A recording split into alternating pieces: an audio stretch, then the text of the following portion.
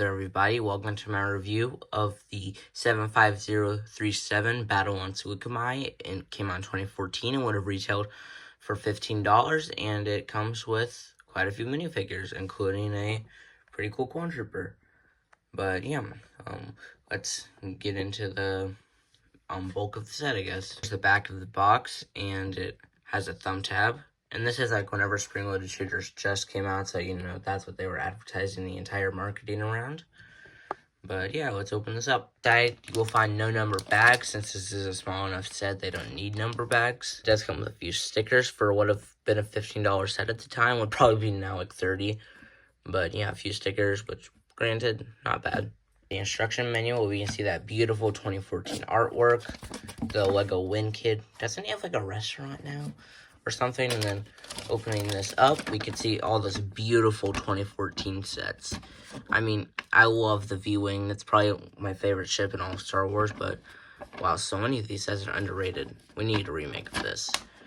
But yeah, and then we can see all the figures that they would have been advertising here. So you can see the classic Shock Trooper, Plo Koon, Wolf Pack Trooper.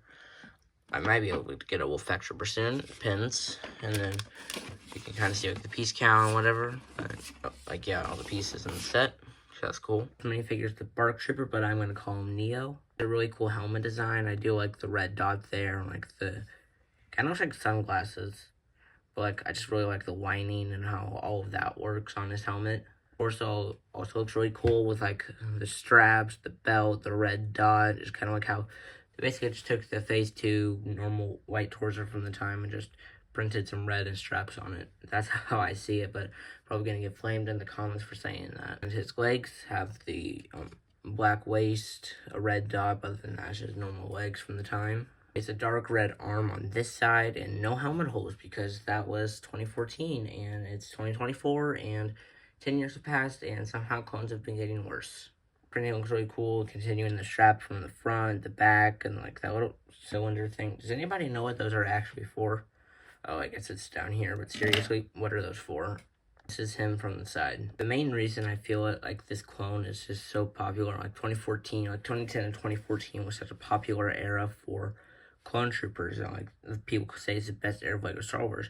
It's because we got so much diversity in clones, and I miss those days because now, like, what, we just get 501st troopers, shock troopers, 212th troopers, and I'm looking at my clone army, and, like, it's not that diverse, but then, you know, like, 10 years ago, like, you would have had Wolf Pack troopers, Neo, and Bark troopers, and, like, Bomb Squad troopers, and Horn Company, and just all of them, and now we just 501st, 212th, 187th, normal, 332nd, and shock trooper, but, yeah.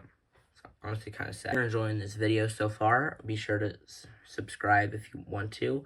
It really helps me out, mainly for my self-esteem, but, you know, maybe you can just consider subscribing. There's the battle droid, which we don't know how it works. Head, torso, legs, arm, more arm. But yeah, this is the GOAT, and all of the droids come on these like little base plates, and I'll explain why when we get into the build of the set. The old Super Battle Droids that would have been really prone to like cracking, which I had to be very careful putting these guys together, but you know, they look like Super Battle Droids. I just wish they had a rocket arm. Here he is next to the new one, which now I can see like a lot more difference, and I think I like the new one better. He's the shorter one.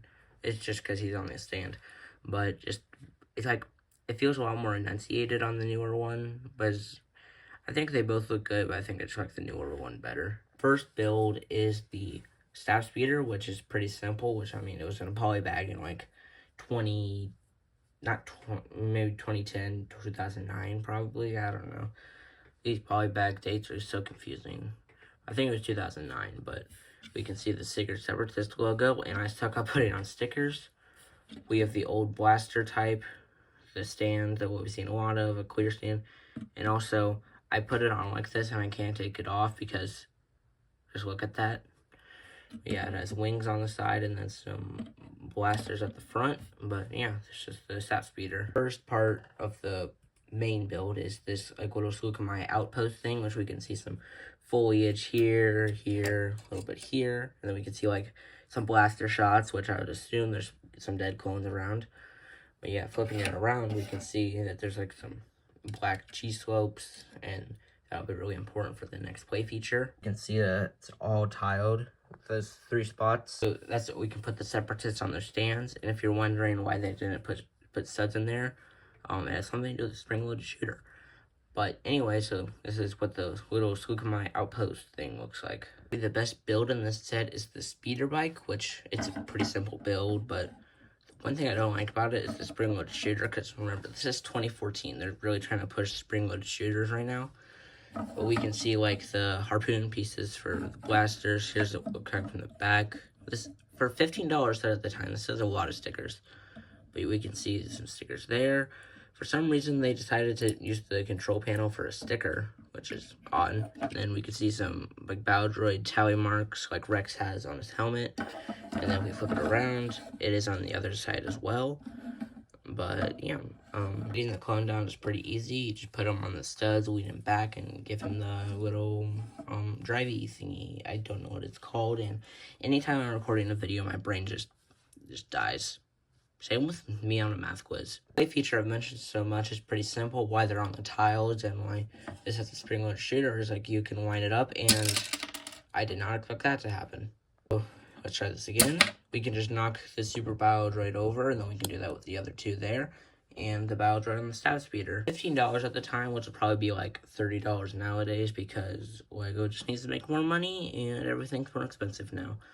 But anyways, I think this set is missing something that they could have just thrown in for like another $5 or $10, which is another one of these speeders, like this one here. And then throw in Stasili or Adigal or whatever her name is, because she was in a set the year prior, which I guess you could just buy another one of these and then buy one of those sets, that because it still would have been on shelves around the same time. And then you could just bought her and boom. But it just kind of sucks because, of course, in Order 66, we can see this guy just brutally killing her.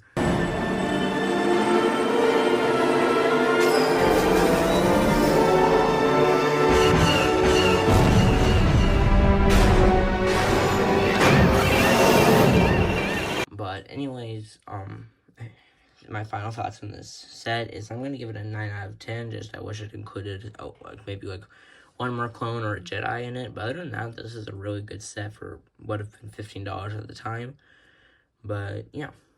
Anyways, I hope you enjoyed this video, and if you're new around here, remember to like and subscribe, I guess, or just comment.